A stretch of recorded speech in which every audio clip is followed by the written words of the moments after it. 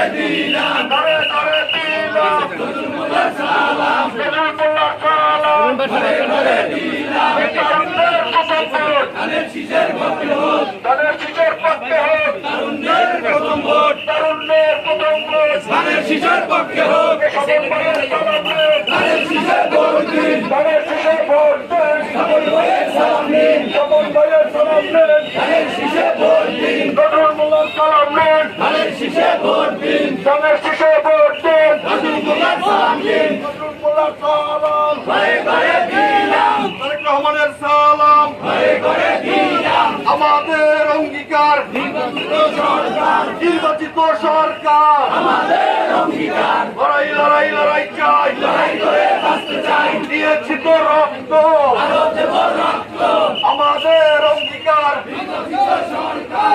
কিসে ভোট দেব, কিসে ভোট দেব, কিসে ধানের শীষে, ধানের শীষে ভোট দেব, কিসে চমৎকার স্বাগতম নজরুলের আগমন, এই নজরুলের আগমন, শুভেচ্ছা স্বাগত, গোলাপ শুভেচ্ছা, লাল গোলাপ শুভেচ্ছা, কেন ভাইয়ের পক্ষ থেকে গোলাপ শুভেচ্ছা, শুভেচ্ছা স্বাগতম, গোলাপ আগমন, নজরুলের আগমন, শুভেচ্ছা স্বাগত, আইন ভাইয়ের আগমন, শুভেচ্ছা স্বাগত, ভোট দেব কিসে ধানের শীষে, ভোট দেব কিসে ধানের শীষে, ধানের প্রথম ভোট ধানের শীষে।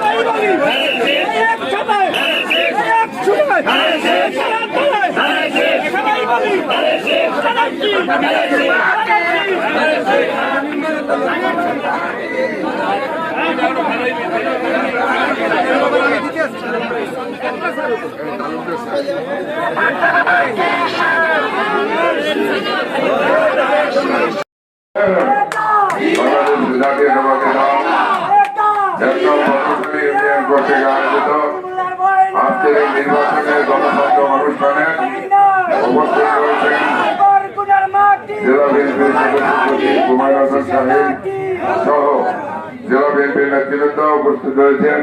আজকে এলাকার প্রবীণ ব্যবসায়ী নিখিল দা এবং আমাদের এলাকার অনেক মোশারফ সাহেব, রুলামিন সাহেব, অমল দা, নির্মল দা, নিখিল দা, নিখিল চার সহ আলমগীর ভাই, অনেক প্রবীণ লোকজন এখানে উপস্থিত রয়েছেন এবং আমার বিএনপির ইউনিয়ন কমিটির আমার নেতৃবৃন্দ, ছাত্রদল যুবদলের নেতৃবৃন্দ এবং অত্র এলাকার আমার শ্রদ্ধেয় মুরব্বী এবং ছাত্র যুবক ভাইরা, পর্দার আড়ালে যারা মাইকের শব্দ শুনছেন, আমার মা বোনেরা, সকলকে আমার সালাম, আসসালামু আলাইকুম।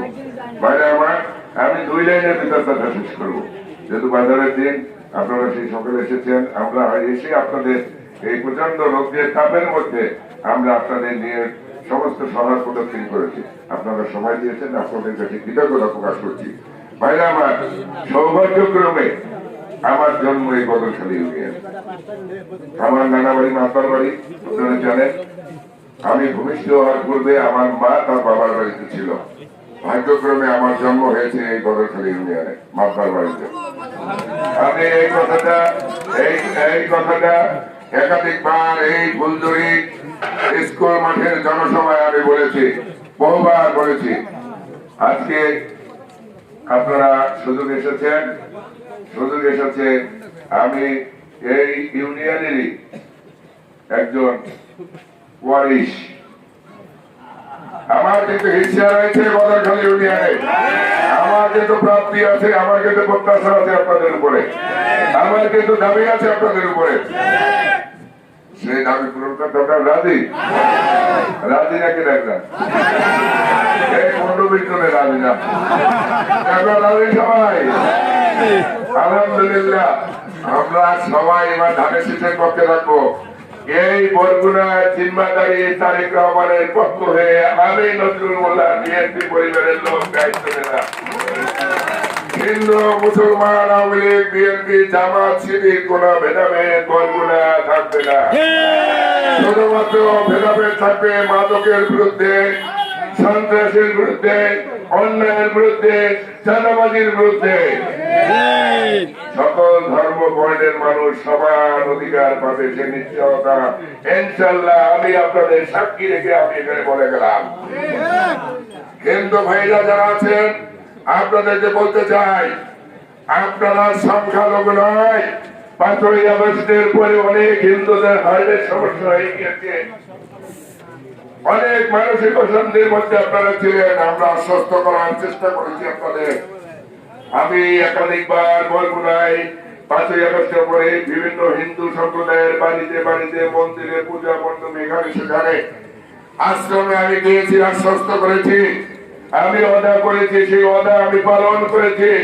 বরগুনা জেলায় কোন হিন্দু পরিবারের ন্যূনতম কোন ক্ষতি আমি হইতে দেই নাই। আজকে আমি আপনাদের কাছে বলতে চাই, আমরা একই সমাজে থাকি, একই শহরে বাজার করি, একই টিউবওয়েলের পানি খাই। এর ভিতরে আমাদের এই ভেদাভেদ এগুলো ভুলে যেতে হবে।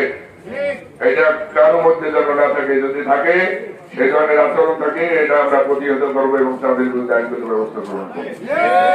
আজকে সকলের জিম্মাদারি আমরা নিলাম ইনশাআল্লাহ। আপনাদের কাছে দাবি হলো, এই আসনটিতে ইতিপূর্বে বিএনপির মনোনয়ন দেওয়া হয় নাই। দীর্ঘ 35 বছরে অনেক প্রত্যাশা নিয়ে আজকে অত্যন্ত প্রতিকূলতার মধ্যে আপনাদের উপর আস্থা রেখে বেগম খালেদা জিয়া তারেক রহমান আজকে এখানে তার মনোনীত প্রার্থী, দলের মনোনীত প্রার্থী এখানে পাঠিয়েছে আপনাদের উপর আস্থা রেখে।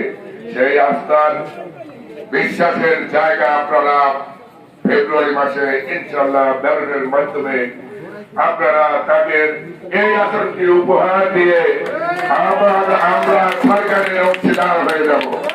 কি আমরা পারবো না? আমরা একবার সবাই সবাই নারায়ণ থাকবে, নারায়ণ থাকবে। আল্লাহ এই সমস্ত হাত যেন কবুল করে। যার যেখানে আত্মীয় স্বজন আছে আপনারা আত্মীয় স্বজনের সাথে যোগাযোগ করে ধানের শীষের পক্ষে ভোট দিতে পারবেন।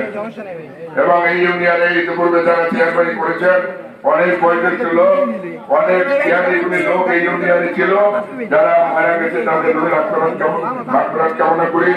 এবং আজকে এই ইউনিয়নের উন্নয়নের জন্য আমি নজরুল ইসলাম মোল্লা যে ওয়ারিশ হিসাবে আপনাদের দাবি করে ভোটের প্রার্থনা করলাম, সেই অংশ হিসাবে যতটুকু উন্নয়ন দরকার, যেটা আওয়ামী লীগের পক্ষে সম্ভব হয় নাই, সেটা ইনশাল্লাহ আপনাদের কাছে আমি পরে